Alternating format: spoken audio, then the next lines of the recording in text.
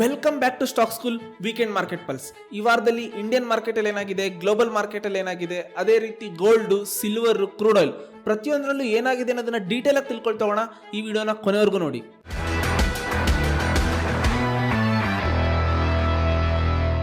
Nifty ಈ ವಾರ 0.1% ಕೆಳಗಡೆ ಬಂದಿದೆ, ಅಂದರೆ ಆಲ್ಮೋಸ್ಟ್ 28 ಪಾಯಿಂಟ್ಸ್ನಷ್ಟು. ನಾವು ಇಂಡಿಯನ್ ಮಾರ್ಕೆಟ್ನ ಅರ್ಥ ಮಾಡ್ಕೋಬೇಕು ಅಂದ್ರೆ not only about Indian market ಅಥವಾ ಇಲ್ಲಿರುವಂಥ ಕಂಪ್ನೀಸ್ಗಳನ್ನ ಅಷ್ಟೇ ನೋಡಿದ್ರೆ ಸಾಲಲ್ಲ ಅಂತ ನಾನು ಲಾಸ್ಟ್ ಟೈಮ್ ಹೇಳಿದ್ದೆ. ಬಟ್ ಅದೇ ತರನೇ ಜಿಯೋ ಪೊಲಿಟಿಕಲ್ನು ಎಷ್ಟು ಇಂಪಾರ್ಟೆಂಟ್ ಅನ್ನೋದನ್ನ ನಾನು ಇವತ್ತು ಎಕ್ಸ್ಪ್ಲೇನ್ ಮಾಡ್ತೀನಿ. ನಾವು ಕಾಮನ್ ಆಗಿ ಶತ್ರುವಿನ ಶತ್ರು ಮಿತ್ರ ಅನ್ನೋದನ್ನ ಕೇಳಿದೀವಿ. ಯಾವ ರೀತಿ ಅನ್ನೋದನ್ನ ನಾನು ಇಲ್ಲಿ ನೋಡೋದಾದ್ರೆ ನಮಗೆ ಗೊತ್ತಿದೆ, ಲಾಸ್ಟ್ 1 year ಇಂದನೂ ಕೂಡ US ನಮ್ಮ ಮೇಲ್ಗಡೆಗೆ ಎಷ್ಟು ಪರ್ಸೆಂಟೇಜ್ ಟ್ಯಾರಿಫ್ ಆಗ್ತಾ ಇತ್ತು ಅಂತ. ಇನಿಷಿಯಲಿ 25% ಟ್ಯಾರಿಫ್ ಹಾಕಿದ್ರು. ಅದಾದ್ಮೇಲೆ ರಷ್ಯಾದಿಂದ ಕ್ರೂಡ್ ಆಯಿಲ್ ತರಿಸ್ಕೊಳ್ತಾ ಇದೀವಿ ಅನ್ನೋ ಕಾರಣಕ್ಕೆ ಮತ್ತೆ 25% ಟ್ಯಾರಿಫ್ನ ಇನ್ಕ್ರೀಸ್ ಮಾಡಿದ್ರು. ಅದಲ್ಲದೆ ಇದೆಲ್ಲ ಟೋಟಲ್ ಸೇರ್ಕೊಂಡು ಇವಾಗ 50% ಟ್ಯಾರಿಫ್ನ ಹಾಕಿದ್ದಾರೆ. ಬಟ್ ರೀಸೆಂಟ್ ಆಗಿ ಗ್ರೀನ್ಲ್ಯಾಂಡ್ ಬೇಕು ಅಂತ ಹೇಳ್ಬಿಟ್ಟು ಡೆನ್ಮಾರ್ಕ್ ಜೊತೆಗೆ ಸ್ವಲ್ಪ ಕಾನ್ಫ್ಲಿಕ್ಟ್ ಇದ್ದಿದ್ರಿಂದ ಈ ಕಡೆ ಯುರೋಪಿಯನ್ ಕಂಟ್ರೀಸ್ ಮೇಲೂ ಕೂಡ 10% ಟ್ಯಾರಿಫ್ ಹಾಕಿದ್ರು.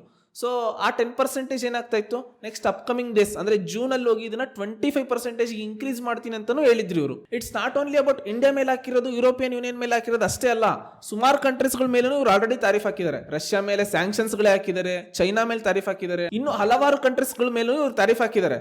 ಬಟ್ ಈ ಬೇರೆ ಬೇರೆ ಕಂಟ್ರೀಸ್ ಗಳ ಮೇಲೆ ತಾರೀಫ್ ಹಾಕಿರೋದ್ರಿಂದ US ಗೆ ಏನ್ ಎಫೆಕ್ಟ್, ಬೇರೆ ಕಂಟ್ರೀಸ್ ಗೆ ಏನ್ ಬೆನಿಫಿಟ್ ಅನ್ನೋದನ್ನ ನೋಡೋದನ್ನ. ಸೊ ನಾನು ನಿಮಗೆ ಅವಾಗಲೇ ಹೇಳಿದೆ, ಶತ್ರುವಿನ ಶತ್ರು ಮಿತ್ರ ಅಂತ. ಯಾಕೆಂದ್ರೆ ಈಗ US ನಮ್ಮ ಮೇಲೆ ಅಷ್ಟು ತಾರೀಫ್ ಹಾಕಿಲ್ಲ, ಬೇರೆಯವ್ರ ಮೇಲೆ ತಾರೀಫ್ ಹಾಕಿದೆ. ಅದರಿಂದ ನಮಗೂ ಎಫೆಕ್ಟ್ ಆಗಿದೆ, ಅವ್ರಿಗೂ ಎಫೆಕ್ಟ್ ಆಗಿದೆ. ಸೊ ದಟ್ ನಾವು US ಮೇಲೆ ಡಿಪೆಂಡೆನ್ಸಿನ ಬೇರೆ ಕಡೆ ಶಿಫ್ಟ್ ಮಾಡೋಕ್ಕೋಸ್ಕರ ನಾವು ಅವರು ಫ್ರೆಂಡ್ಶಿಪ್ ಆಗಬೇಕಾಗಿರೋದು necessary. It's not about optional ಅಲ್ಲ, ನೆಸೆಸರಿ ಆಗಿದೆ. ಅದರಿಂದಾನೇ ನಮ್ಮ ಇಂಡಿಯಾನು ಕೂಡ ಬೇರೆ ಕಂಟ್ರೀಸ್ಗಳ ಜೊತೆಗೆ, ಸುಮಾರು ಕಂಟ್ರೀಸ್ಗಳ ಜೊತೆಗೆ ಫ್ರೀ ಟ್ರೇಡ್ ಡೀಲ್ ಅಗ್ರಿಮೆಂಟ್ ನ ಮಾಡ್ಕೊಂಡೇ ಬರ್ತಾ ಇದೆ. ಈಗ ರೀಸೆಂಟ್ ಆಗಿ ಬಝಿಂಗ್ ನ್ಯೂಸ್ ಏನಂದ್ರೆ, ಇಲ್ಲಿ ನಡೀತಾ ಇರುವಂತ ಯುರೋಪಿಯನ್ ಯೂನಿಯನ್ ಕಂಟ್ರೀಸ್ಗೂ ಮತ್ತೆ ಇಂಡಿಯಾಗೂ ನಡೀತಾ ಇರುವಂತ ಫ್ರೀ ಟ್ರೇಡ್ ಡೀಲ್. ಇದು ಯಾಕೆ ಅಷ್ಟು ಇಂಪಾರ್ಟೆಂಟ್ ಆಗುತ್ತೆ ಅಂದ್ರೆ, ಇಟ್ಸ್ ನಾಟ್ ಅಬೌಟ್ ಓನ್ಲಿ ಯಾವುದೋ ಒಂದು ಕಂಟ್ರೀಸ್ಗಳ ಜೊತೆಗೆ ನಾವು ಫ್ರೀ ಟ್ರೇಡ್ ಡೀಲ್ ಅಗ್ರಿಮೆಂಟ್ ತಗೊಳ್ತಾ ಇಲ್ಲ. ಯುರೋಪಿಯನ್ ಯೂನಿಯನ್ ಅಂದ್ರೆ 27 ಕಂಟ್ರೀಸ್ಗಳು ಬರುತ್ತೆ. ಈ ಎಲ್ಲಾ ಕಂಟ್ರೀಸ್ಗಳ ಜೊತೆಗೂ ಕೂಡ ನಾವು ಫ್ರೀ ಟ್ರೇಡ್ ಡೀಲ್ ನ ಅಗ್ರಿಮೆಂಟ್ ಮಾಡ್ಕೊಂಡಂಗೆ. ಸೊ ಅದರಿಂದಾನೇ ಈ ಟ್ರೇಡ್ ಡೀಲ್ ನ mother of all trade deal ಅಂತಾನೂ ಕರೀತಾರೆ. ಸೊ ರೀಸೆಂಟ್ ಆಗಿ US ಜೊತೆಗೂ ಕಾನ್ಫ್ಲಿಕ್ಟ್ ಇರೋದ್ರಿಂದ ಅವರು ಬೇರೆ ಕಂಟ್ರೀಸ್ಗಳ ಜೊತೆಗೆ ಅಲೈನ್ ಆಗ್ಲಿಕ್ಕೋಸ್ಕರ ನಮ್ಮ ಹತ್ರ ಬಂದ್ರು. ನಿಮಗೆ ಅನ್ಸಿರ್ಬೋದು, ಇವ್ರು ಯಾಕೆ ಇಂಡಿಯಾ ಹತ್ರನೇ ಬಂದ್ರು, ಚೈನಾ ಹತ್ರ ಹೋಗ್ಬೋದಾಗಿತ್ತು, ರಷ್ಯಾ ಹತ್ರ ಹೋಗ್ಬೋದಾಗಿತ್ತು, ಅದಲ್ಲದೆ ಇಂಡಿಯಾ ಹತ್ರ ಮೇಜರ್ ಆಗಿ ಬರಕ್ ರೀಸನ್ ಏನು ಅಂತ. ಏನ್ ಮೇಜರ್ ರೀಸನ್ ಅಂತಂದ್ರೆ, ಇವರು 2020 ಮತ್ತೆ 2021 ಟೈಮ್ ಅಲ್ಲಿ ಚೈನಾ ಜೊತೆಗೂ ಕೂಡ ಸ್ವಲ್ಪ ಕಾನ್ಫ್ಲಿಕ್ಟ್ ಮಾಡ್ಕೊಂಡಿದ್ರು. ಏನಕ್ಕೆ, ಯಾವ ರೀತಿ ಅಂತಂದ್ರೆ, ಚೈನಾ ನಮ್ಗಳಿಗೆ ಗೂಡ್ಸ್ ಸಪ್ಲೈ ಮಾಡ್ತಾ ಇದೆ, ಮ್ಯಾನುಫ್ಯಾಕ್ಚರಿಂಗ್ ಹಬ್ ಆಗಿರೋದ್ರಿಂದ ನಮ್ಮ ಮೇಲೆ ಕೆಲವೊಂದಿಷ್ಟು ಕಂಡೀಷನ್ಸ್ ಆಗ್ತಾ ಇದೆ. ನೀವು ಆ ತರ ಮಾಡಬೇಕು, ನೀವು ಅದನ್ನ ಮಾಡಿದ್ರೆ ಮಾತ್ರ ನಾವು ಇದನ್ನ ಸಪ್ಲೈ ಮಾಡ್ತೀವಿ. ಈ ತರ ಕಾನ್ಫ್ಲಿಕ್ಟ್ ಇದ್ದಿದ್ರಿಂದ ಅವ್ರಗಳ ಜೊತೆಗೂ ಇವ್ರಂತ ರಿಲೇಶನ್ಶಿಪ್ ಏನ್ ಚೆನ್ನಾಗಿಲ್ಲ. ಮತ್ತೆ ರಷ್ಯಾ ಜೊತೆಗೆ ನೋಡಿದ್ರೆ ಇವ್ರು ಅವ್ರ ಹತ್ರ ಹೋಗ್ಲಿಕ್ಕೆ ಆಗಲ್ಲ. ಯಾಕೆ ಅಂತಂದ್ರೆ ರಷ್ಯಾ ಯುಕ್ರೇನ್ ವಾರಲ್ಲಿ ಇವ್ರು ಸಪೋರ್ಟ್ ಮಾಡಿದ್ದು ಉಕ್ರೇನ್ಗೆ. ಸೊ ಇವರು ಇವಾಗ ಸಡನ್ ಆಗಿ ಹೋಗ್ಬಿಟ್ಟು ಅಗೇನೆಸ್ಟ್ ಆಗಿದ್ದಂತವ್ರು ರಷ್ಯಾ ಜೊತೆಗೆ ಇರ್ತೀವಿ ಅಂತ ಅನ್ನೋದು ಅಷ್ಟು ಈಸಿ ಮಾತಲ್ಲ. ಸೊ ಇವರು ಅವ್ರ ಜೊತೆಗೂ ಹೋಗಕ್ಕಾಗಲ್ಲ. ಸೊ ಇವಾಗ ಉಳಿದಿರುವಂತ ಸ್ಟ್ರಾಂಗೆಸ್ಟ್ ಮತ್ತೆ ಡೆಮೋಕ್ರೆಟಿಕ್ ಕಂಟ್ರಿ ಬೇಕಿತ್ತು ಇವರಿಗೆ. ಅದಕ್ಕೋಸ್ಕರನೇ ಫಾಸ್ಟೆಸ್ಟ್ ಗ್ರೋಯಿಂಗ್ ಎಕಾನಮಿ ಆಗಿರೋ ಇಂಡಿಯಾ ಜೊತೆಗೆ ಇವ್ರು ಅಲೈನ್ ಆಗ್ಲಿಕ್ಕೆ ಬಂದಿದ್ದಾರೆ. It's not about there choice, it's about there necessary. 2013 ಇಂದ 2023 ವರೆಗೂ ಕೂಡ ಇವರು ನಮ್ಮ ಜೊತೆಗೆ GSP ಅಲೈನ್ ಆಗೋದ್ರಿಂದ ದೂರ ಉಳಿದಿದ್ರು. ಏನಿದು GSP ಅಂತ ಕೇಳ್ಬೋದು ನೀವು. GSP ಅಂದ್ರೆ ಜನರಲೈಸ್ಡ್ ಸಿಸ್ಟಮ್ ಪ್ರಿಫರೆನ್ಸ್ ಅಂತ ಹೇಳ್ತೀವಿ. ಏನು ಜನರಲೈಸ್ಡ್ ಸಿಸ್ಟಮ್ ಪ್ರಿಫರೆನ್ಸ್ ಅಂದ್ರೆ, ಈಗ ಕೆಲವೊಂದಿಷ್ಟು ಗ್ರೋಯಿಂಗ್ ಎಕನಾಮಿ ಅಥವಾ ಗ್ರೋತ್ ಆಗಿರುವಂತ ಎಕನಾಮೀಸ್ಗಳು ಬೇರೆ ಬೇರೆ ಕಂಟ್ರೀಸ್ ಜೊತೆಗೆ ಫ್ರೀ ಟ್ರೇಡ್ ಡೀಲ್ ಮಾಡ್ಕೊಳ್ಳೋದು, ಅಥವಾ ನಿಮ್ಮ ಮೇಲೆ ನಾವು ಕಸ್ಟಮ್ ಡ್ಯೂಟಿ ಹಾಕಲ್ಲ, ನಮ್ಮ ಮೇಲೆ ನೀವು ಕಸ್ಟಮ್ ಡ್ಯೂಟಿ ಹಾಕಬಾರ್ದು ಅನ್ನೋದು ಒಂದು ಡೀಲ್. ಇದು ಆ ತರ ಡೀಲ್ ಇಂದ ಇವ್ರು ಆಲ್ಮೋಸ್ಟ್ ತುಂಬಾ ದೂರ ಉಳಿದಿದ್ರು. ಅದಕ್ಕೋಸ್ಕರನೇ ಇಷ್ಟು ದಿವಸ ನಮ್ದು ಆಲ್ಮೋಸ್ಟ್ 20 years 30 years ಇಂದನೂ ಕೂಡ ಈ ಡೀಲ್ ಕ್ಲೋಸ್ ಆಗಿರ್ಲಿಲ್ಲ. ಬಟ್ ಸಡನ್ ಆಗಿ ಇವ್ರು ಬಂದು ಡೀಲ್ ನ ಕ್ಲೋಸ್ ಮಾಡ್ಕೊಳ್ಳಿಕ್ಕೆ ರೀಸನ್ ನಾನು ನಿಮ್ಗೆ ಅವಾಗಲೇ ಹೇಳಿದೆ, ಬಿಕಾಸ್ ಆಫ್ US ಕ್ರಿಯೇಟ್ ಮಾಡಿರುವಂತ ಟೆನ್ಷನ್ ಇಂದ. ಇದರಿಂದ ನಮ್ಮ ಮತ್ತೆ ಅವರ ಮಧ್ಯೆ ಎಷ್ಟು ಟ್ರೇಡ್ ಆಗುತ್ತೆ ಅಂದ್ರೆ, it's almost 25% of global GDP ಗೆ ಇದು ಕಾಂಟ್ರಿಬ್ಯೂಟ್ ಆಗುತ್ತೆ. ಅದಲ್ಲದೆ ಗ್ಲೋಬಲ್ ಟ್ರೇಡ್ ಗೆ 11 to 12% ನಷ್ಟು ಕಾಂಟ್ರಿಬ್ಯೂಟ್ ಆಗುತ್ತೆ. ಇದರಿಂದ US ಗೆ ತಡ್ಕೊಳಕ್ ಆಗಿಲ್ಲ. ಇಟ್ಸ್ ಆಬ್ವಿಯಸ್ಲಿ ಅಲ್ವಾ, ಯಾರೇ ಆದ್ರೂ ಒಬ್ರು ಅವ್ರ ಮಾತು ಕೇಳ್ತಾ ಇಲ್ಲ ಅಂದ ತಕ್ಷಣ ಅವ್ರಿಗೆ ಸಿಟ್ಟು ಬರೋದು. ಅದೇ ತರನೇ US ಕೂಡ ಸೂಪರ್ ಪವರ್ ಕಂಟ್ರಿ, ನನ್ನಿಂದಾನೇ ಎಲ್ಲರೂ ನಡೀತಾ ಇರೋದು, ನಾನು ಹೇಳ್ದಂಗೆ ಎಲ್ಲರೂ ಕೇಳ್ಬೇಕಂತ ಅನ್ಕೊಂಡಿತ್ತು. ಬಟ್ ಇವಾಗ ಎಲ್ಲರೂ ಅವ್ರ ಅಗೇನೆಸ್ಟ್ ಹೋಗ್ತಾ ಇರೋದ್ರಿಂದ ಸಹಿಸ್ಕೊಳಕ್ ಆಗ್ತಾ ಇಲ್ಲ. ಬಟ್ ಇದರಿಂದ ಇಂಡಿಯಾಗೆ ಏನ್ ಬೆನಿಫಿಟ್ ಅಂತ ನೋಡೋಣ. ಇದರಿಂದ ಇಂಡಿಯಾಗೆ ಆಗಿರೋ ಬೆನಿಫಿಟ್ ಏನಂದ್ರೆ, ಅವ್ರು ನಮ್ಮ ಮೇಲೆ ಇಷ್ಟು ದಿವಸ ಹಾಕಿರುವಂತ ತಾರೀಫ್ ಅಲ್ಲಿ 99.5% ತಾರೀಫ್ ನ ವೈಪೌಟ್ ಮಾಡಿದ್ದಾರೆ, ಅಂದ್ರೆ ತೆಗೆದಾಕಿದ್ದಾರೆ ಅಂತ. ತೆಗೆದಾಕಿರೋದ್ರಿಂದ ಯಾವ್ಯಾವ ಇಂಡಸ್ಟ್ರಿಗೆ ಮೇಜರ್ ಆಗಿ ನಮಗೆ ಬೆನಿಫಿಟ್ ಆಗುತ್ತೆ ಅಂದ್ರೆ, first leather, textile, footwear, gems and jewellers, ಈ ಎಲ್ಲಾದ್ರ ಮೇಲೂ ಕೂಡ 0% ತಾರೀಫ್ ಮಾಡಿದ್ದಾರೆ ಇವಾಗ. ಇದರಿಂದ ನಮ್ಮ ನೆಕ್ಸ್ಟ್ ಅಪ್ಕಮಿಂಗ್ ಟ್ರೇಡ್ ಅಲ್ಲಿ $33 billion ನಷ್ಟು ಟ್ರೇಡ್ ಇನ್ಕ್ರೀಸ್ ಆಗುತ್ತೆ. ಅದರಿಂದ ನಮ್ಮ ಭಾರತದಲ್ಲಿ ಮ್ಯಾನುಫ್ಯಾಕ್ಚರಿಂಗ್ ಆಗಿ ಸಪ್ಲೈ ಮಾಡ್ತಿದ್ದಂತ, ಅಂದ್ರೆ ಎಕ್ಸ್ಪೋರ್ಟ್ ಮಾಡ್ತಿದ್ದಂತ ಕಂಪನೀಸ್ಗಳಿಗೆ ಆಬ್ವಿಯಸ್ಲಿ ಬೆನಿಫಿಟ್ ಆಗುತ್ತೆ. ಸೊ ಇಷ್ಟು ದಿವಸ ಅವರು ಇಂಡಿಯಾದ ಮೇಲೆ ಹಾಕಿದ್ದಂಥ 4% ಇಂದ 26% ತಾರೀಫ್ ಹಾಕಿದ್ರು. ಬೇರೆ ಬೇರೆ ಪ್ರಾಡಕ್ಟ್ಸ್ಗೆ ಬೇರೆ ಬೇರೆ ಪರ್ಸೆಂಟೇಜ್ ಇದೆ, ಬಟ್ ಆಲ್ಮೋಸ್ಟ್ 26% ತಾರೀಫ್ ಹಾಕಿದ್ರು. ಇವಾಗ ಅದೆಲ್ಲ ಕಡಿಮೆ ಆಗ್ತಾ ಬರುತ್ತೆ. ಅದಲ್ಲದೆ ನಾವು ಕೂಡ ಅವ್ರ ಮೇಲೆ ತಾರೀಫ್ ಹಾಕಿದ್ವಿ. ಎಷ್ಟು 92% ತಾರೀಫ್ ಹಾಕಿದ್ವಿ. ಪರ್ಟಿಕ್ಯುಲರ್ ಪ್ರಾಡಕ್ಟ್ಗಳಿಗೆ ಅಂತ ಹೋದ್ರೆ ನಾವು ಕಾರ್ಸ್ಗಳಿಗೆ ಬಂದ್ರೆ 110% ತಾರೀಫ್ ಆಗ್ತಾ ಇದ್ವಿ. ಈ 110% ನೆಕ್ಸ್ಟ್ ಅಪ್ಕಮಿಂಗ್ ಅಂದ್ರೆ 10 ಇಯರ್ ಡೌನ್ ದ ಲೈನಿಗೆ ಬಂದ್ರೆ 10% ಬರುತ್ತೆ ಅಂತ ಮಾತಾಗಿದೆ. ಇದು ನಾವು ಅನ್ಕೊಂತಾ ಇರ್ಬೋದು ಈ ತರ ಸಡನ್ ಆಗಿ ಡಿಕ್ರೀಸ್ ಮಾಡೋದ್ರಿಂದ ಇಂಡಿಯಾದಲ್ಲಿರುವಂತ ಕಾರ್ ಮ್ಯಾನುಫ್ಯಾಕ್ಚರಿಂಗು ಅಥವಾ ಈ ತರ ಆಟೋಮೊಬೈಲ್ ಇಂಡಸ್ಟ್ರಿಗೆ ಹೊಡೆತ ಬೀಳುತ್ತೆ ಅಂತ. That's true. ಯಾವ ರೀತಿ ಹೊಡೆತ ಬೀಳುತ್ತೋ ಇಲ್ವೋ ಅನ್ನೋದನ್ನ ನಾವು ಮುಂದೆ ತಿಳ್ಕೊಳ್ಳೋಣ. ಬಟ್ ಒಂದ್ ಅರ್ಥ ಮಾಡ್ಕೋಬೇಕು, ಮೇಜರ್ ಆಗಿ ಆಟೋಮೊಬೈಲ್ ಇಂಡಸ್ಟ್ರಿಗೆ ಎಫೆಕ್ಟ್ ಆಗಿದೆ ಅಂತ ಎಲ್ಲರೂ ಅನ್ಕೊಂಡಿದ್ದಾರೆ. ಈ ಕಳೆದ 2 ದಿನದಲ್ಲಿ ಮಹೀಂದ್ರಾ ಅಂಡ್ ಮಹೀಂದ್ರಾ 5% ಡೌನ್ ಆಗಿದೆ. ಹ್ಯುಂಡೈ ಮೋಟಾರ್ಸ್ ಬಂದ್ಬಿಟ್ಟು 13% ಡೌನ್ ಆಗಿದೆ. ಅದೇ ರೀತಿನೇ ಮಾರುತಿ ಸುಜುಕಿ 6% ಡೌನ್ ಫಾಲ್ ಆಗಿದೆ. ಇದಕ್ಕೇನಪ್ಪ ರೀಸನ್? ಇವೆಲ್ಲ ಕಂಪ್ನೀಸ್ಗಳು ನಿಜವಾಗ್ಲೂ ಲಾಸ್ ಆಗ್ತಾವ? ನಾಳೆ ದಿನ ಯುರೋಪಿಂದ ಏನಾದರೂ ಕಾರ್ಸ್ಗಳು ನಮ್ಮ ಇಂಡಿಯಾಗೆ ಬಂದ್ರಿ ಅಂತ ಅನಿಸ್ಬೋದು. ಇದರಲ್ಲಿ ಅರ್ಥ ಮಾಡ್ಕೋಬೇಕಾಗಿರೋದು ನಾವು 2 ತರ ಇದೆ. ಏನು ಅಂತಂದ್ರೆ ಅಲ್ಲಿಂದ ಇಲ್ಲಿಗೆ ಬರುವಂತ ಕಾರ್ಸ್ಗಳು ಬಿಲ್ಟ್ ಯೂನಿಟ್ ಅಥವಾ ಇಲ್ಲಿ ಬಂದು ಅಸೆಂಬಲ್ ಆಗ್ತಾವ ಅಂತ. ಇದನ್ನ ಯಾವ ರೀತಿ ಕರೀತಾರೆ ಅಂದ್ರೆ CKD ಅಂಡ್ CUB ಅಂತ. CKD ಅಂದ್ರೆ ಕಂಪ್ಲೀಟ್ ನಾಕ್ ಡೌನ್ ಅಂತ ಅಂದ್ಬಿಟ್ಟು, ಅದೇ ರೀತಿನೇ CUB ಅಂತಂದ್ರೆ ಕಂಪ್ಲೀಟ್ ಬಿಲ್ಟ್ ಯೂನಿಟ್ ಅಂತ. ಕಂಪ್ಲೀಟ್ ನಾಕ್ ಡೌನ್ ಅಂದ್ರೆ ಅಲ್ಲಿಂದ ಸ್ಪೇರ್ ಪಾರ್ಟ್ಸ್ ಗಳು ಬಂದ್ಬಿಟ್ಟು ಇಲ್ಲಿ ಅಸೆಂಬಲ್ ಆಗಿ ಇದೇ ಕಂಟ್ರಿನಲ್ಲೇ ಸೆಲ್ ಆಗೋದನ್ನ CKD ಅಂತ ಹೇಳ್ತಾರೆ. ಅಥವಾ ಅಲ್ಲೇ ಎಲ್ಲ ಪೂರ್ತಿ ಕಂಪ್ಲೀಟ್ಲಿ ಬಿಲ್ಟ್ ಆಗ್ಬಿಟ್ಟು ಇಲ್ಲಿ ಕಾರ್ ಬಂದು ಡೈರೆಕ್ಟ್ ಆಗಿ ಸೆಲ್ ಆಗ್ತವೆ. ಅದಕ್ಕೆ ಮೇಜರ್ ಎಕ್ಸಾಂಪಲ್ ಅಂದ್ರೆ ಈಗ ಎಕ್ಸಾಂಪಲ್ ಮರ್ಸಿಡೀಸ್ ಬೆಂಜೆ ತಗೋಣ. ಇಲ್ಲಿ ಅನ್ಕೊಂಡಿದ್ದಾರೆ ಈಗ ಈ ತಾರೀಫ್ ಕಡಿಮೆ ಆಗೋದ್ರಿಂದ ಸಡನ್ ಆಗಿ ಅದ್ರಲ್ಲಿ ಪ್ರೈಸ್ ಡಿಕ್ರೀಸ್ ಆಗ್ಬಿಡುತ್ತೆ. 70 ಲಕ್ಷ ರೂಪಾಯಿ ಸಿಗೋದು 50 ಲಕ್ಷ ರೂಪಾಯಿ ಸಿಕ್ಬಿಡುತ್ತೆ, ಕಾಂಪಿಟೇಷನ್ ಇನ್ಕ್ರೀಸ್ ಆಗುತ್ತೆ ಅಂತ. ಬಟ್ ಮರ್ಸಿಡೀಸ್ ಯಾವ ತರ ಅಂತಂದ್ರೆ ಅವ್ರು ಅಲ್ಲಿಂದ ಸ್ಪೇರ್ಸ್ ನ ತಗೊಂಡ್ಬಂದು ಇಲ್ಲಿ ಬಿಲ್ಟ್ ಮಾಡಿ ಇಲ್ಲೇ ಸೆಲ್ ಮಾಡ್ತಾರೆ. ನಾವು ಆಕ್ಚುಲಿ ಆ ತರದ್ರ ಮೇಲೆ ಹಾಕಿರೋದು 15% ತಾರೀಫ್ ಮಾತ್ರನೇ. ರಿಯಲ್ ಆಗಿ ಆ ತರ ಯಾವ್ದು ಪ್ರೈಸ್ ಡಿಕ್ರೀಸ್ ಆಗುತ್ತೆ ಅಂದ್ರೆ ಈಗ ಪೋರ್ಷಾ ತಗೋಬಹುದು, ರೋಲ್ಸ್ ರಾಯ್ಸ್ ತಗೋಬಹುದು, ಬೆಂಟ್ಲಿ ತಗೋಬಹುದು. ಇವೆಲ್ಲ ಕಾರ್ಸ್ಗಳು ಬಿಲ್ಟ್ ಯೂನಿಟ್ ಬರ್ತವೆ, ಅಂದ್ರೆ ಕಂಪ್ಲೀಟ್ಲಿ ಅಲ್ಲೇ ಬಿಲ್ಟ್ ಆಗ್ಬಿಟ್ಟು ಇಲ್ಲಿಗೆ ಬರ್ತವೆ.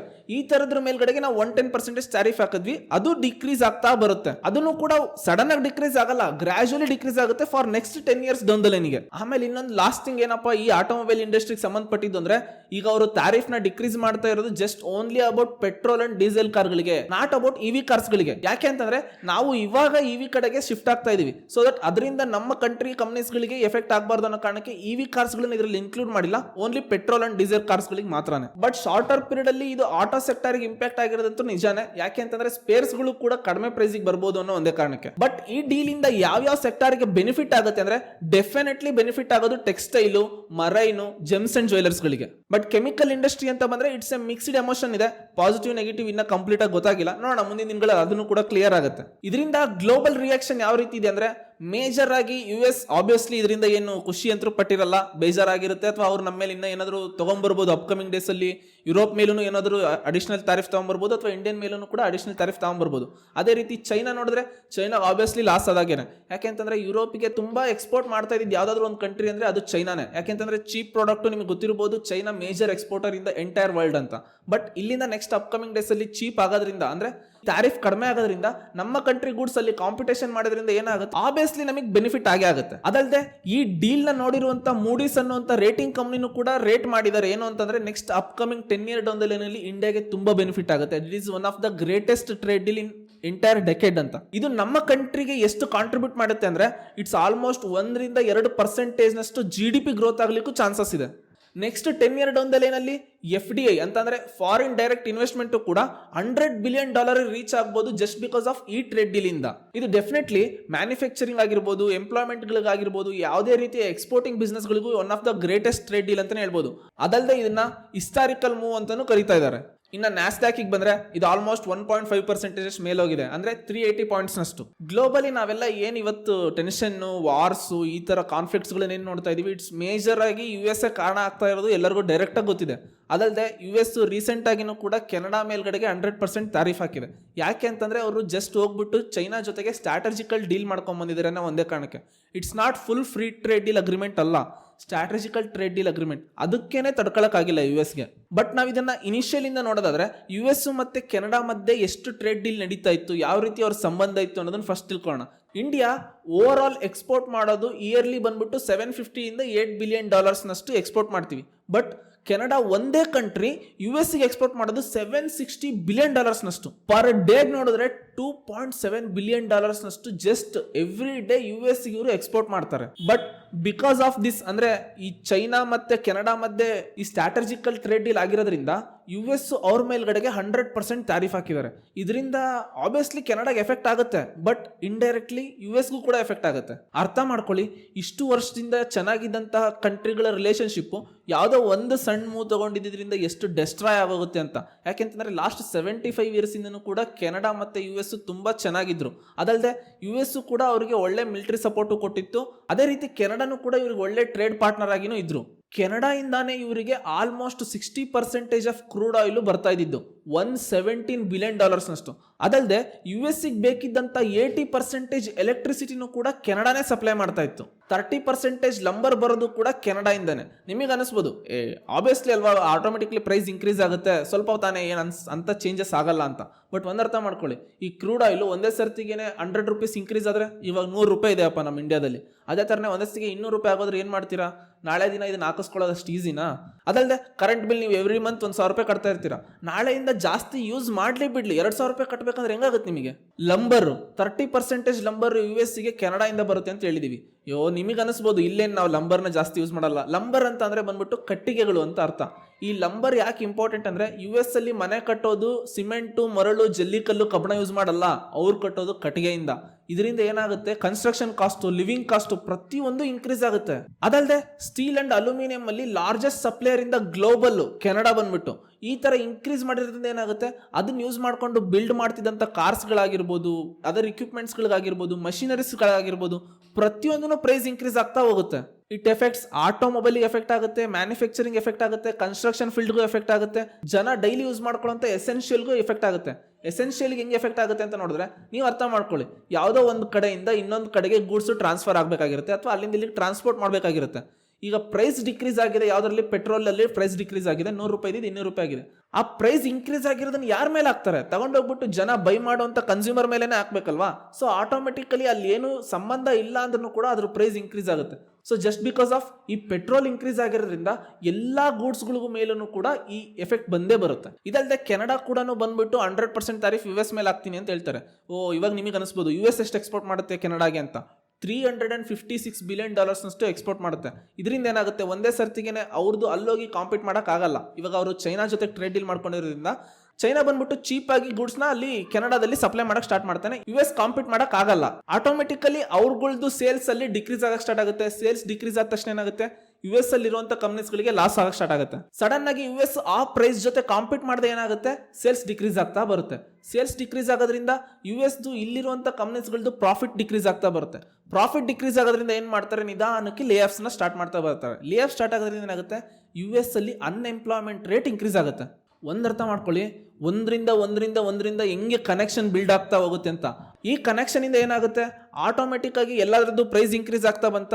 ಈ ಪ್ರೈಸ್ ಇನ್ಕ್ರೀಸ್ ಆಗೋದ್ರಿಂದ ಇನ್ಫ್ಲೇಷನ್ ಇನ್ಕ್ರೀಸ್ ಆಗ್ತಾ ಬರುತ್ತೆ. ಈ ತರ ಇನ್ಫ್ಲೇಷನ್ ಜಾಸ್ತಿ ಆದಾಗೆಲ್ಲ ಏನ್ ಮಾಡ್ತವೆ ಅಂದ್ರೆ ಸೆಂಟ್ರಲ್ ಬ್ಯಾಂಕ್ ಇಂಟ್ರೆಸ್ಟ್ ರೇಟ್ ನ ಇನ್ಕ್ರೀಸ್ ಮಾಡ್ತಾರೆ. ಈ ಇಂಟ್ರೆಸ್ಟ್ ರೇಟ್ ಇನ್ಕ್ರೀಸ್ ಆದಾಗ ಏನಾಗುತ್ತೆ, ಜನ ಲೋನ್ ತಗೊಳ್ಳೋದು ಕಡಿಮೆ ಆಗುತ್ತೆ, ಬಿಸ್ನೆಸ್ಗಳು ಫ್ಲೋ ಆಗೋದು ಕೂಡ ಕಡಿಮೆ ಆಗ್ತಾ ಬರುತ್ತೆ, ಗ್ರೋತ್ ಕಡಿಮೆ ಆಗ್ತಾ ಬರುತ್ತೆ ಕಂಟ್ರಿದು. ಇದರಿಂದ US ಗೆ ಡೈರೆಕ್ಟ್ ಆಗಿ ಎಕನಾಮಿಕಲಿ ಇಂಪ್ಯಾಕ್ಟ್ ಆಗುತ್ತೆ. US ಗೆ ಡೈರೆಕ್ಟ್ ಎಫೆಕ್ಟ್ ಏನಾಗುತ್ತೆ ಅಂದ್ರೆ, ಇಷ್ಟು ದಿವಸ US ಅವರಿಗೆ ಮಿಲಿಟರಿ ಸಪೋರ್ಟ್ ಮಾಡ್ತಾ ಇತ್ತು ಕೆನಡಾಗೆ. ಬಟ್ ಇವ್ರು ಈ ತರ ಮಾಡಿರೋದ್ರಿಂದ ಏನಾಗುತ್ತೆ, ನಾಳೆ ದಿನ ಅವರು ಮಿಲಿಟರಿ ಸಪೋರ್ಟ್ ಮಾಡೋದನ್ನ ಕಡಿಮೆ ಮಾಡ್ತಾ ಬರ್ತಾರೆ. ಅಟ್ ಮೈಟ್ ಬಿ ಅದನ್ನ ನಿಲ್ಲಿಸಬಹುದೇನೋ, ಬಟ್ ನೆಕ್ಸ್ಟ್ ಅಪ್ಕಮಿಂಗ್ ಅಲ್ಲಿ ಅವರು ಚೈನಾ ಜೊತೆಗೇನೆ ಮಿಲಿಟರಿ ಸಪೋರ್ಟ್ ಕೇಳ್ಬೋದು. ಚೈನಾ ಆಟೋಮೆಟಿಕಲಿ ಇವ್ರಿಗೆ ಮಿಲಿಟರಿ ಸಪೋರ್ಟ್ ಮಾಡ್ಬೋದು. ಈ ಮಿಲಿಟರಿ ಸಪೋರ್ಟ್ ಅನ್ನೋ ಒಂದೇ ಕಾರಣ ಇಟ್ಕೊಂಡು ಚೈನಾ ಮಿಲಿಟರಿ ಬೇಸ್ ನ ಕೆನಡಾದಲ್ಲಿ ಡೆವಲಪ್ ಮಾಡಿದ್ರೆ ಆಟೋಮೆಟಿಕಲಿ ಪಕ್ಕದಲ್ಲೇ ಬಂದು ಶತ್ರು ಕುತ್ಕೊಂಡಂಗಾಗುತ್ತೆ. ಸೊ ಅದಕ್ಕೋಸ್ಕರನೇ US ಇಷ್ಟೆಲ್ಲ ಸ್ಟ್ರಾಟಜಿಕಲ್ ಪ್ಲಾನ್ ಮಾಡ್ತಾ ಇರೋದು. ಗೋಲ್ಡ್ ಲಾಸ್ಟ್ 1 ವೀಕ್ ಅಲ್ಲಿ 1.5% ಕೆಳಗಡೆ ಬಂದಿದೆ. ಜಸ್ಟ್ ಒಂದೇ ಒಂದ್ ದಿನ ಅಂದ್ರೆ ನಿನ್ನೆ ಶುಕ್ರವಾರ ಒಂದೇ ಒಂದ್ ದಿನಾನೇ 10% ಕೆಳಗಡೆ ಬಂದಿದೆ. ಅದೇ ರೀತಿ ಸಿಲ್ವರ್ ಲಾಸ್ಟ್ 1 ವೀಕ್ ಅಲ್ಲಿ 6% ಕೆಳಗಡೆ ಬಂದಿದೆ. ಬಟ್ ಒಂದೇ ದಿನದಲ್ಲಿ ಶುಕ್ರವಾರದ ದಿನ 20% ಕೆಳಗಡೆ ಬಂದಿದೆ. ತುಂಬಾ ಜನ ಗೋಲ್ಡ್ ಮೇಲೆ ಹೋಗ್ತಾ ಇದೆ, ಸಿಲ್ವರ್ ಮೇಲೆ ಹೋಗ್ತಾ ಇದೆ ಅಂತ ಎಲ್ಲರೂ ಹೋಗಿ ಇನ್ವೆಸ್ಟ್ ಮಾಡಿದ್ರಿ. ಬಟ್ ಇವಾಗ ಅದು ಕೆಳಗಡೆ ಬರ್ತಿರೋದು ನೋಡಿ ನಿಮಗೆಲ್ಲ ಪ್ಯಾನಿಕ್ ಆಗಿರ್ಬೇಕಲ್ವಾ. ಅದಕ್ಕೋಸ್ಕರನೇ ವಾರನ್ ಬಫೆಟ್ ಅವರು ತುಂಬಾ ಹಿಂದೆನೆ ಹೇಳಿದ್ರು, ಗೋಲ್ಡ್ ಈಸ್ ಲೈಕ್ ಎ ಪೆಟ್ರಾಕ್ ಅಂತ. ಪೆಟ್ರಾಕ್ ಅಂತ ಅಂದ್ರೆ ಏನು, ಇದರಿಂದ ಏನು ಬೆನಿಫಿಟ್ ಇಲ್ಲ, ಜಸ್ಟ್ ಇದು ಮೇಲೆ ಹೋಗುತ್ತೆ, ಸಪ್ಲೈ ಅಂಡ್ ಡಿಮ್ಯಾಂಡ್ ಇಂದ ಮೇಲೆ ಹೋಗುತ್ತೆ ಅನ್ನೋ ಒಂದೇ ಕಾರಣಕ್ಕೆ ಇದನ್ನ ಇನ್ವೆಸ್ಟ್ಮೆಂಟ್ ಮಾಡೋಕೆ ಇಟ್ಕೊಳ್ಬೇಡಿ. ಯಾಕೆಂತಂದ್ರೆ ಗೋಲ್ಡ್ ಯಾವುದೇ ರೀತಿ ಇನ್ಕಮ್ ಜನರೇಟ್ ಮಾಡಲ್ಲ, ಗೋಲ್ಡ್ ಇಂದ ಯಾವುದೇ ರೀತಿ ಡಿವಿಡೆಂಟ್ ಬರಲ್ಲ. ಗೋಲ್ಡ್ ಇಟ್ಕೊಳ್ಳೋದ್ರಿಂದ ನಮ್ಮ ಕೈಯಿಂದನೇ ದುಡ್ಡು ಖರ್ಚಾಗುತ್ತೆ, ಅದನ್ನ ಸೇಫ್ ಆಗಿ ಇಡೋಕ್ಕೋಸ್ಕರ. ಬಟ್ ಇವಾಗ ಸಡನ್ ಆಗಿ ಗೋಲ್ಡ್ ಇನ್ಕ್ರೀಸ್ ಆಗಕ್ಕೆ ಏನ್ ರೀಸನ್ ಅಂದ್ರೆ ಸೆಂಟ್ರಲ್ ಬ್ಯಾಂಕ್ಸ್ಗಳು ಗೋಲ್ಡ್ ನ ಕಂಟಿನ್ಯೂಸ್ಲಿ ಅಕ್ವೈರ್ ಮಾಡ್ತಾ ಇರೋದ್ರಿಂದ. ಸೆಂಟ್ರಲ್ ಬ್ಯಾಂಕ್ಗಳು ಅಕ್ವೈರ್ ಮಾಡಕ್ ಒಂದು ರೀಸನ್ ಇದೆ. ಯಾಕೆ ಅಂತಂದ್ರೆ ಈ ಫಿಯೇಟ್ ಕರೆನ್ಸಿ ಅಂತ ಏನ್ ಹೇಳ್ತೀವಲ್ವಾ, ಇದ್ರ ಮೇಲೆ ಟ್ರಸ್ಟ್ ಕಡಿಮೆ ಆಗಿರೋದ್ರಿಂದ. ಈ ಫಿಯೇಟ್ ಕರೆನ್ಸಿ ಏನು ಅಂತಂದ್ರೆ ಮುಂಚೆಯಿಂದ ನಾನು ಬರ್ತೀನಿ, ಹಿಸ್ಟಾರಿಕಲಿ ನೋಡಿದ್ರೆ ನಾವು ಏನಾದರೂ ಒಂದನ್ನು ತಗೊಳ್ಬೇಕು ಕೊಡಬೇಕು ಅಂತಂದ್ರೆ, ಈಗ ಎಕ್ಸಾಂಪಲ್ ನನಗೆ ಅಕ್ಕಿ ಬೇಕು ಅಂದ್ರೆ ನಿಮ್ಮಿಂದ ರಾಗಿ ತಗೊಳ್ತಾ ಇದ್ದೆ, ನನಗೆ ರಾಗಿ ಬೇಕು ಅಂದ್ರೆ ನಿಮ್ಮಿಂದ ಜೋಳ ತಗೊಳ್ತಾ ಇದ್ದೆ. ಅದು ಅಲ್ಲಿಂದ ಎಲ್ಲಿಗೆ ಶಿಫ್ಟ್ ಆಯ್ತು, ಗೋಲ್ಡ್ ಕಾಯಿನ್ಸ್ಗಳನ್ನ ಟ್ರೇಡ್ ಮಾಡೋದ್ರ ಕಡೆ ಶಿಫ್ಟ್ ಆಯ್ತು. ಗೋಲ್ಡ್ ಕಾಯಿನ್ಸ್ನ ಟ್ರೇಡ್ ಮಾಡ್ತಾ ಇದ್ರು. ಅಲ್ಲಿಂದ US ಎಲ್ಲ ಗೋಲ್ಡ್ಸ್ನು ರಿಸರ್ವ್ ಮಾಡ್ಕೊಂಡು ಇಲ್ಲಿಂದ ನೀವು ಈ ಬಿಲ್ಸ್ಗಳನ್ನ ತಗೊಂಡು ಟ್ರೇಡ್ ಮಾಡ್ಬೋದು ಅಂತ ಹೇಳಕ್ ಸ್ಟಾರ್ಟ್ ಮಾಡ್ತು. ಆ ಬಿಲ್ ಹಿಡ್ಕೊಂಡು ಟ್ರೇಡ್ ಮಾಡ್ತಾ ಇದ್ರು. ಅಲ್ಲಿಂದ ಏನಾಯ್ತು, ಈ ಬಿಲ್ಸ್ ಇಂದ ನೋಟ್ಗಳಾಗಿ ಕನ್ವರ್ಟ್ ಆಗ್ತಾ ಬಂತು. ಇದನ್ನೇ ನಾವು ಫಿಯೇಟ್ ಕರೆನ್ಸಿ ಅಂತ ಹೇಳ್ತೀವಿ. ಸೆಂಟ್ರಲ್ ಬ್ಯಾಂಕ್ಸ್ಗಳು ಪ್ರಿಂಟ್ ಮಾಡುವಂತ ನೋಟ್ ನ ಫಿಯೇಟ್ ಕರೆನ್ಸಿ ಅಂತ ಕರೆಯೋದು. ಇವಾಗ ಪರ್ಟಿಕ್ಯುಲರ್ ಆಗಿ ಫಿಯೇಟ್ ಕರೆನ್ಸಿ ಮೇಲೆ ಯಾಕೆ ಟ್ರಸ್ಟ್ ಕಡಿಮೆ ಆಗ್ತಾ ಇದೆ ಅಂದ್ರೆ US ಡಾಲರ್ ಕೂಡ US ಇಂಡೆಕ್ಸ್ ಅಗೇನೆಸ್ಟ್ ಆಗಿ ಕಡಿಮೆ ಆಗ್ತಾ ಇದೆ, ಅದ್ರ ಸ್ಟ್ರೆಂತ್ ಅನ್ನ ಕಡಿಮೆ ಮಾಡ್ಕೊಳ್ತಾ ಇದೆ. ನಿಮಗೆ ಗೊತ್ತಿರಬಹುದು ಇಂಡಿಯನ್ ರುಪಿನೂ ಕೂಡ ಡೇ ಬೈ ಡೇ ಡಿಕ್ರೀಸ್ ಆಗ್ತಾ ಇದೆ. 80 ರೂಪಾಯಿ ಇರೋದು 90 ರೂಪಾಯಿಗೆ ಹೋಗ್ತಾ ಇದೆ, 92 ರೂಪಾಯಿಗೆ ಹೋಗ್ತಾ ಇದೆ ಅನ್ನೋದನ್ನ ಕೇಳಿರ್ತೀರಾ. ಈ ತರ ಡಿಕ್ರೀಸ್ ಆಗೋದ್ರಿಂದ ಏನಾಗುತ್ತೆ, ಆಟೋಮೆಟಿಕಲಿ ಅದನ್ನ ರಿಸರ್ವ್ ಮಾಡಿ ಇಟ್ಕೊಂಡವ್ರಿಗೆ ನಾಳೆ ದಿನ ವ್ಯಾಲ್ಯೂ ಇರಲ್ಲ. ಬಟ್ ಗೋಲ್ಡ್ ಆ ರೀತಿ ಅಲ್ಲ ಅಲ್ವಾ. ಗೋಲ್ಡ್ 1 kg ಇದೆ ಅಂತಂದ್ರೆ ಗೋಲ್ಡ್ ಆಬ್ವಿಯಸ್ಲಿ 1 kgನೇ. ನಾಳೆ ನಮಗೆ ಬೇಕು ಅಂದ್ರೆ ಅದನ್ನ ರೀಪ್ರೊಡ್ಯೂಸ್ ಮಾಡೋಕ್ಕಾಗಲ್ಲ. ಬಟ್ ದುಡ್ಡು ಹಂಗಲ್ಲ, ನನಗೆ ಇವತ್ತು ಬೇಕು, ನನಗೆ ನಾಳೆ ದಿನ ಒಂದು $100 ಬಿಲಿಯನ್ ಬೇಕು ಅಂದ್ರೆ ರಾತ್ರಿ ಎಲ್ಲ ಕೂತ್ಕೊಂಡು ಪ್ರಿಂಟ್ ಮಾಡ್ಬಿಡ್ತಾರೆ ಇವರು. ಸೊ ಅದಕ್ಕೋಸ್ಕರನೇ ಇದ್ರ ಮೇಲಿರುವಂತ ಟ್ರಸ್ಟ್ ಕಡಿಮೆ ಆಗ್ತಾ ಇರೋದ್ರಿಂದ ಎಲ್ಲಾ ಸೆಂಟ್ರಲ್ ಬ್ಯಾಂಕ್ಸ್ಗಳು ಗೋಲ್ಡ್ ರಿಸರ್ವ್ ಕೂಡ ಶಿಫ್ಟ್ ಆಗ್ತಾ ಇರೋದು. ಬಟ್ ಜನ ಇದು ಮೇಲೆ ಹೋಗ್ತಿದೆ ಅಂತ ಅನ್ಬಿಟ್ಟು ಸುಮ್ಮನೆ ತಗೊಂಡೋಗ್ಬಿಟ್ಟು ಇದ್ರ ಮೇಲೆ ಇನ್ವೆಸ್ಟ್ ಮಾಡ್ತಾ ಇದಾರೆ. ನಾನು ಅದಕ್ಕೆ ಯಾವಾಗ್ಲೂ ಒಂದೇ ಹೇಳೋದು, ಏನಾದ್ರೂ ಇನ್ವೆಸ್ಟ್ಮೆಂಟ್ ಅಂತ ಮಾಡ್ತೀರಾ ಅಂದ್ರೆ ಲಾಂಗ್ ಡ್ಯೂರೇಷನ್ ಪ್ಲಾನ್ ಮಾಡ್ಕೊಳ್ಳಿ. ಯಾವುದೇ ಕಾರಣಕ್ಕೂ ಶಾರ್ಟ್ ಡ್ಯೂರೇಷನ್ ಅಲ್ಲಿ ಇರೋಕೆ ಹೋಗ್ಬೇಡಿ. ಯಾಕೆ ಅಂತಂದ್ರೆ ಶಾರ್ಟ್ ಡ್ಯೂರೇಷನ್ ಅಲ್ಲಿ ಸ್ಪೆಕ್ಯುಲೇಷನ್ ಮಾಡೋದು ಅಷ್ಟು ಈಸಿ ಅಲ್ಲ. ಸ್ಪೆಕ್ಯುಲೇಷನ್ ಮಾಡಬೇಕು ಅಂತ ಬಂದಿರೋರು ತುಂಬಾ ಜನ ಮಾರ್ಕೆಟ್ ಇಂದಾನೆ ವೈಪೌಟ್ ಆಗೋಗಿದ್ದಾರೆ. Go with as your portfolio allocation. ನಿಮ್ಮ ಪ್ಲಾನ್ ಯಾವ ರೀತಿ ಇದೆಯೋ ಅದೇ ತರನೇ ಮಾಡ್ಕೊಳ್ಳಿ. ಗೋಲ್ಡ್ ನ ಒಂದು ಅಸೆಟ್ ಕ್ಲಾಸ್ ಆಫ್ ಇನ್ವೆಸ್ಟ್ಮೆಂಟ್ ಆಗಿ ಇಟ್ಕೊಳ್ಳೋದು ಒಳ್ಳೇದು. ಬಟ್ ಗೋಲ್ಡ್ ಒಂದನ್ನೇ ಇನ್ವೆಸ್ಟ್ಮೆಂಟ್ ಆಗಿ ಇಟ್ಕೊಳ್ಳೋದು ಒಳ್ಳೇದಲ್ಲ. ಲಾಸ್ಟ್ 1 or 2 ಡೇಸ್ ಇಂದ ಗೋಲ್ಡ್ ಯಾಕೆ ಬಿದ್ದಿದೆ ಅಂತಂದ್ರೆ US ಡಾಲರ್ ಸ್ಟ್ರೆಂತ್ ಜಾಸ್ತಿ ಆಗಿರೋದ್ರಿಂದ. ಯಾವಾಗೆಲ್ಲ US ಡಾಲರ್ ಸ್ಟ್ರೆಂತ್ ಕಳ್ಕೊಳ್ಳುತ್ತೋ ಗೋಲ್ಡ್ ಇನ್ಕ್ರೀಸ್ ಆಗುತ್ತೆ. ಗೋಲ್ಡ್ ಯಾವಾಗ ಇನ್ಕ್ರೀಸ್ ಆಗುತ್ತೋ US ಡಾಲರ್ ಕಡಿಮೆ ಆಗುತ್ತೆ. ಬಟ್ ಇವಾಗ US ಡಾಲರ್ ಸ್ಟ್ರೆಂತ್ ಜಾಸ್ತಿ ಆಗಿರೋದ್ರಿಂದ ಗೋಲ್ಡ್ ಕೆಳಗಡೆ ಬಂದಿದೆ. ಅದಲ್ಲದೆ ಸ್ವಲ್ಪ ಪ್ರಾಫಿಟ್ ಬುಕ್ಕಿಂಗ್ ಆಗಿದೆ ಅಂತ ಗೊತ್ತಾಗಿದೆ. ಈ ಕ್ರೂಡ್ ಆಯಿಲ್ $65 ಪರ್ ಬ್ಯಾರಲ್ ಬಂದಿದೆ. ಎಲ್ಲರಿಗೂ ಗೊತ್ತಿರಬಹುದು ಲಾಸ್ಟ್ 2 ವೀಕ್ಸ್ ಹಿಂದೆ ಜಸ್ಟ್ $58 ಪರ್ ಬ್ಯಾರಲ್ ಇದ್ದು ಇದು $65 ಪರ್ ಬ್ಯಾರಲ್ ಬಂದು ನಿಂತಿದೆ. ಬಿಕಾಸ್ ಆಫ್ ಗ್ಲೋಬಲ್ ಟೆನ್ಷನ್ ಇಂದ ಇದೆಲ್ಲ ಆಗ್ತಾ ಇದೆ. ಅದಲ್ಲದೆ US ಕೂಡ ಇರಾನ್ ಮೇಲೆ ವಾರ್ನಿಂಗ್ ಮಾಡಿದೆ. ಏನು ಅಂತಂದ್ರೆ ನಿಮ್ಮ ಮಧ್ಯೆ ಇರೋ ಕಾನ್ಫ್ಲಿಕ್ಟ್ ತುಂಬಾ ದಿನದಿಂದ ಇದೆ. ಆ ಟೆನಿಕಾಸ್ ನೀವು ಟೇಬಲ್ ಬಂದು ಡಿಸ್ಕಷನ್ ಮಾಡಿಲ್ಲ ಅಂತಂದ್ರೆ ನೀವು ಸೀರಿಯಸ್ ಇಂಪ್ಯಾಕ್ಟ್ ನ ಫೇಸ್ ಮಾಡ್ಬೇಕಾಗತ್ತೆ ಅಂತ. ಸೊ ನಾನು ನಿಮಗೆ ಯಾವಾಗ್ಲೂ ಹೇಳ್ತೀನಿ, ಯಾವಾಗ ಈ ಆಯಿಲ್ ಪ್ರೊಡಕ್ಷನ್ ಕಂಟ್ರೀಸ್ ಗಳ ಮೇಲೆಲ್ಲ ಈ ತರ ಎಫೆಕ್ಟ್ ಆಗುತ್ತೋ, ಬಟ್ ಓವರ್ ಆಲ್ ಆಗಿ ನಾವು ನೋಡೋದಾದ್ರೆ ಎಲ್ಲಿವರೆಗೂ ಟ್ರಂಪ್ ಇರ್ತಾರೋ ಅಲ್ಲಿವರೆಗೂ ಕೂಡ ಈ ಸ್ಟಾಕ್ ಮಾರ್ಕೆಟ್ ಮೇಲೆ ಕೆಳಗೆ ಹೋಗೋದು ಇದ್ದೇ ಇರುತ್ತೆ. ಅದಲ್ಲದೆ ಈ ತರ ಟೆನ್ಷನ್ ಕ್ರಿಯೇಟ್ ಆಗ್ತಾ ಇರುತ್ತೆ. ನೀವು ಯಾವಾಗ್ಲೂ ಕೂಡ ನಿಮ್ಮ based on portfolio allocation plan ಪ್ರಕಾರನೇ ಹೋಗಿ ಪ್ಲಾನ್ ಬಿಟ್ಟು ಆಚೆ ಹೋದ್ರೆ ನಾಳೆ ಒಂದಿನ ಸಫರ್ ಪಡೋದು ನೀವೇನೆ. ಯಾಕೆ ಅಂತಂದ್ರೆ ಇವತ್ತು ಇದು ಮೇಲೋಗುತ್ತೆ, ನಾಳೆ ಇನ್ನೊಂದು ಮೇಲೋಗುತ್ತೆ. ಬಟ್ ನೀವು ಲಾಂಗ್ ಟರ್ಮ್ ಅಲ್ಲಿ ಇನ್ವೆಸ್ಟ್ಮೆಂಟ್ ಪ್ಲಾನ್ ಮಾಡಿದಾಗ ಯಾವುದೇ ಕಾರಣಕ್ಕೂ ಫೇಲ್ ಆಗಕ್ಕೆ ಚಾನ್ಸೇ ಇಲ್ಲ. ಇಷ್ಟ ದಿನ ನಿಮಗೆಲ್ಲ ಗೊತ್ತಿರಬಹುದು, ಸುಮಾರು ಜನ Indian government is A dead economy ಅಂತ ಹೇಳ್ತಾ ಇದ್ರು. ಬಟ್ ಈ ತರ ದೊಡ್ಡ ದೊಡ್ಡ ಕಂಟ್ರೀಸ್ಗಳು ಬಂದ್ಬಿಟ್ಟು India is A fastest growing economy ಅಂತ ನಮ್ಮ ಜೊತೆ ಟ್ರೇಡ್ ಡೀಲ್ ಮಾಡ್ಕೊಳ್ತಾ ಇರೋದ್ರಿಂದ ಒಂದರ್ಥ ಮಾಡ್ಕೋಬೇಕು, it not just about 1 year 2 year ಅಷ್ಟೇ ಅಲ್ಲ, ಇಟ್ಸ್ ಲಾಂಗರ್ ಡ್ಯೂರೇಷನ್ ಅಲ್ಲಿ ಡೆಕೆಡ್ಸ್ ಗಳಲ್ಲಿ ನಮಗೆ ಇಂಡಿಯಾದಲ್ಲಿ ಏನ್ ರೀತಿ ಬೆನಿಫಿಟ್ ಇದೆ ಅನ್ನೋದು ಅವ್ರಿಗೆ ತುಂಬಾ ಚೆನ್ನಾಗಿ ಗೊತ್ತಿದೆ. ನೀವು ಕೂಡ ಇನ್ವೆಸ್ಟರ್ ಪರ್ಸ್ಪೆಕ್ಟಿವ್ ಇಂದ ನೀವು ಲಾಂಗ್ ಟರ್ಮ್ ಡಿಸಿಷನ್ ತಗೊಳ್ಳಿ, ಶಾರ್ಟ್ ಟರ್ಮ್ ಹಿಂದೆ ಹೋಗ್ಬಿಟ್ಟು ದುಡ್ಡು ಕಳ್ಕೋಬೇಡಿ. Thank you for watching stock school. ಮುಂದಿನ ವಾರ ಸಿಗೋಣ.